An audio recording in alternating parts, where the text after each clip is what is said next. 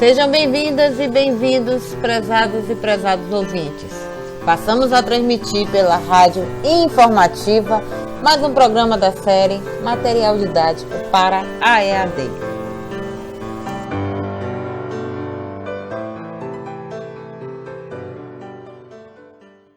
No programa de hoje, falaremos sobre estratégias que devem ser consideradas quando o ato de escrever se insere no processo de produção de material didático para a educação à distância. Para esclarecer alguns de seus principais aspectos, conversaremos agora com a nossa parceira e colaboradora, a professora Maria Luísa Coutinho Seixas, profissional bastante familiarizada com esses processos, visto que, nos últimos 10 anos, atuou no planejamento e consecução de experiências formativas na modalidade EAD.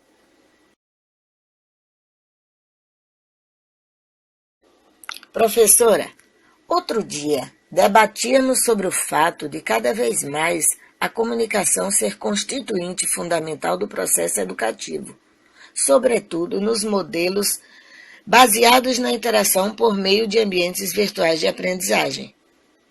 Vamos orientar nossa conversa de hoje para o papel da linguagem nesse contexto. Já sabemos que a linguagem é considerada o maior elo entre os sujeitos envolvidos nos processos de EAD, alunos, professores e tutores, e que a escrita de um livro didático em muito difere de escrever um artigo científico, por exemplo. Em sua opinião, quais os principais aspectos a serem observados pelos professores autores, também chamados de conteudistas?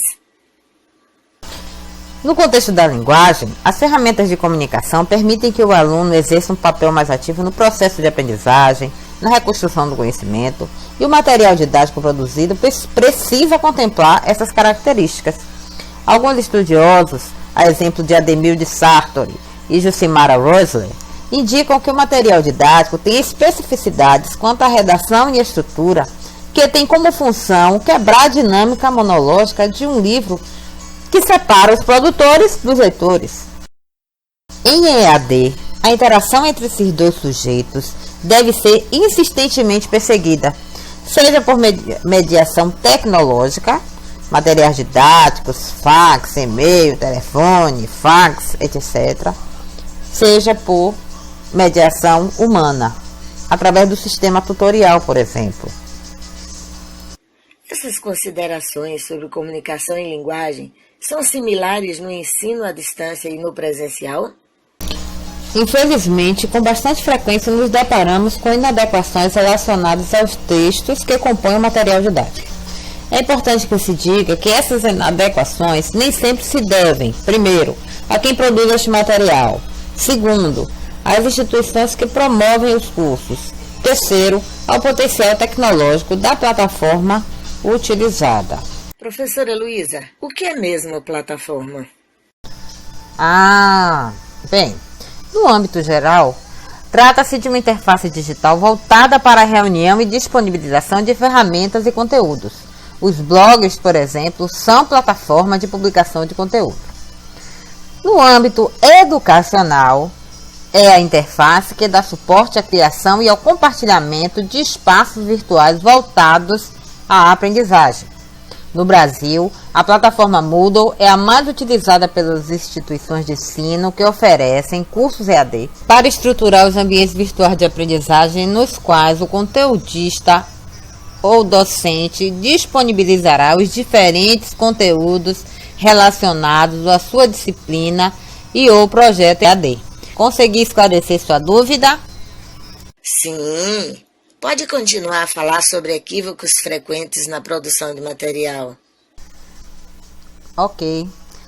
Bem, retomando o que estávamos falando, posso indicar que os erros mais comuns na produção do material didático para a EAD são estruturação do texto em parágrafos longos e ou confusos, uso excessivo de linguagem técnica, ideias soltas, sem concatenação, pouca coerência e coesão textuais, uso em demasia de palavras em língua estrangeira, distanciamento do aluno, saltos na explicação do conteúdo, E, por fim, ausência de dialogicidade nos textos construídos.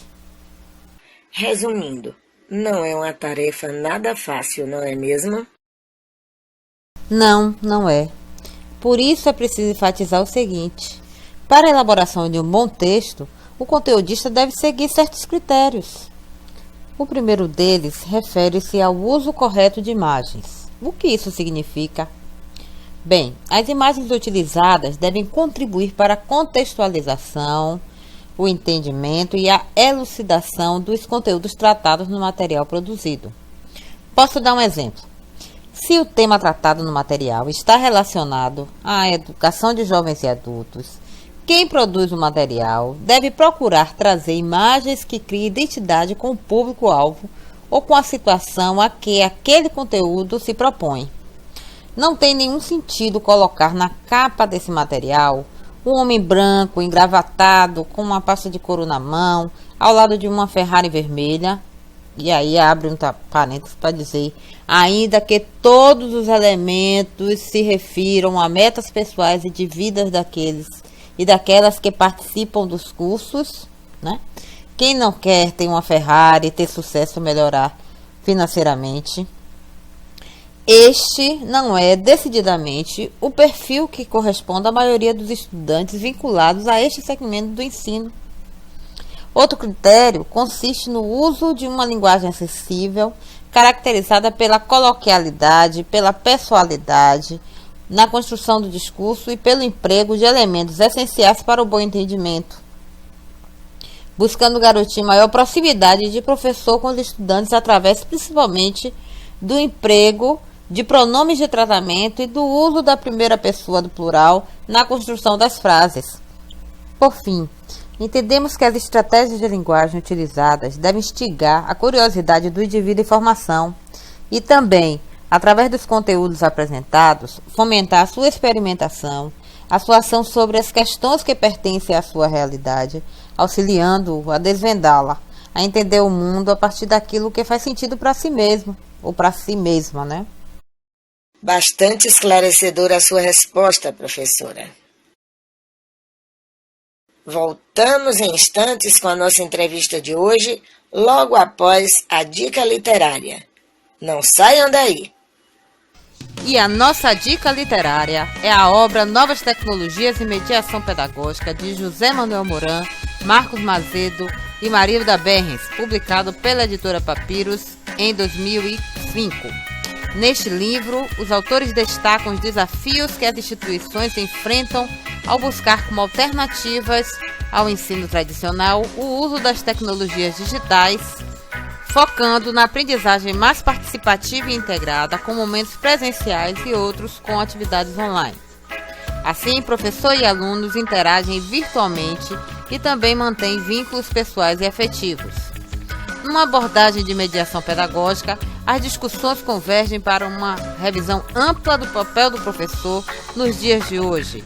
Leitura essencial a professores de quaisquer níveis de ensino, este livro procura expandir o diálogo e as análises sobre investimentos e as utilizações tecnológicas em educação, com a perspectiva de construir novas propostas. O nome do livro é Novas Tecnologias e Mediação Pedagógica, de José Manuel Moran, Marcos Mazedo e Marilda Berrens. Boa leitura! Retomamos agora o nosso bate-papo com a professora Maria Luísa Seixas. No primeiro bloco, a professora apresentou as estratégias de linguagem que o autor, ou conteudista, imbuído da tarefa de produzir material didático para EAD, deve considerar. A que outras etapas esse conteudista deve se dedicar, professora? Bem, definidas as estratégias de linguagem, será necessário estabelecer as estratégias de organização textual, através das quais o ou a conteudista idealiza e organiza o conteúdo a ser apresentado. Os estudiosos assinalam que a organização textual deve contemplar estratégias de 3 tipos. O primeiro deles refere-se às estratégias de entrada, que são aquelas que o professor utiliza para chamar a atenção do aluno e iniciar um diálogo com possibilidades de interação com o conteúdo a ser trabalhado. Uma estratégia de entrada que consideramos bastante eficiente consiste em criar um clima de curiosidade na relação pedagógica. Começar a conversa problematizando o tema, envolvendo os alunos numa discussão inicial através de uma imagem, de uma charge, de um filme, citação ou até de um questionamento como uma resposta pessoal. O segundo tipo diz respeito às estratégias de desenvolvimento motivacionais, fundamentais para manter o interesse dos indivíduos na aprendizagem da temática tratada. Para tanto, quem produz um material didático deve manter uma relação com a realidade dos estudantes, garantindo a pertinência e a atualidade do conteúdo, a aplicabilidade do conhecimento e a motivação em continuar os estudos. É importante lembrar que cada aluno apresenta um estilo específico de aprendizagem e, portanto, o material deve ser rico em possibilidades visuais, audiovisuais e interativas. E, por fim, temos o terceiro tipo, as estratégias de encerramento, que devem dar subsídios para que os estudantes reflitam e avaliem sua própria compreensão sobre o tema estudado. Dentre as diversas estratégias de encerramento que o conteudista pode propor a cada temática, algumas têm se destacado. A recuperação da discussão inicial da aula. B. A indicação de projeções para o futuro. C. O levantamento de questões para reflexão. E D. A elaboração de resumos ou esclarecimentos de relações com os outros assuntos estudados. Já entendi que estas estratégias caracterizam especificamente o texto que compõe o material didático voltado para a EAD. Existem outras que o conteudista deve lançar mão para produzir esse material e concretizar os seus objetivos, professora? Sim, e é ótimo que tenha trazido este questionamento. No que se refere à produção com esta finalidade, devemos ficar atentos às estratégias hipertextuais e estratégias cooperativas. As estratégias hipertextuais têm por finalidade possibilitar que o estudante perceba e crie vínculos entre os diversos conteúdos ou entre partes de um mesmo conteúdo. É através delas que são criadas as conexões entre as diferentes temáticas. Elas representam a possibilidade de que o aluno tenha acesso a informações não lineares. Baseadas em diferentes perspectivas, ampliam significativamente a realização de pesquisas, problematizações e reflexões acerca de conhecimentos já adquiridos e também aqueles que posteriormente serão aprendidos. As possibilidades criadas pelas estratégias hipertextuais são potencializadas pelas estratégias cooperativas, que intencionam promover, por meio de atividades educativas, a interação e a aprendizagem em conjunto, bem como a participação, discussão e definição de papéis e tarefas entre os membros do grupo, motivando-os a continuar seus estudos. Muito interessante. Infelizmente, nosso tempo está esgotando, mas antes de finalizarmos este bate-papo, vamos socializar a participação de nosso ouvinte pela nossa página do Facebook. Ela comenta o seguinte: o programa de hoje está muito interessante e por isso peço que a professora Maria Luísa assinale alguns exemplos de estratégias cooperativas. Certamente. Bons exemplos de estratégias cooperativas são os projetos e pesquisas em grupo, estudos de caso, fóruns de discussão, construção de wikis e blogs, chats. Quero ainda assinalar que no processo de produção de material didático para a EAD, o conteudista precisa estar muito atento a mais um tipo de estratégia, que são as estratégias de avaliação. E o que vem a ser as estratégias de avaliação, professora? As estratégias de avaliação são aquelas que auxiliam o professor no acompanhamento dos avanços e dificuldades dos alunos durante o curso. Entretanto, devido à sua complexidade e extensão, somente em outra oportunidade posso ampliar a discussão sobre elas.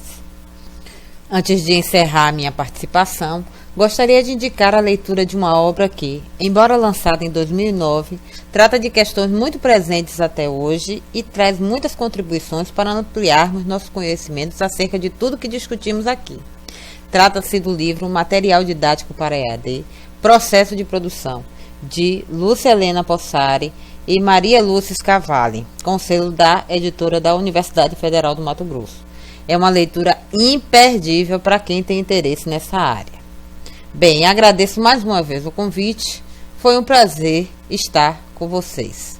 Professora, somos nós quem agradecemos a sua disponibilidade em estar aqui conosco. Aguardaremos ansiosas pelo seu retorno ao nosso programa. Agradecemos também a você, caro ouvinte, pela audiência. Continue ligado na Rádio Informativa e até o próximo programa.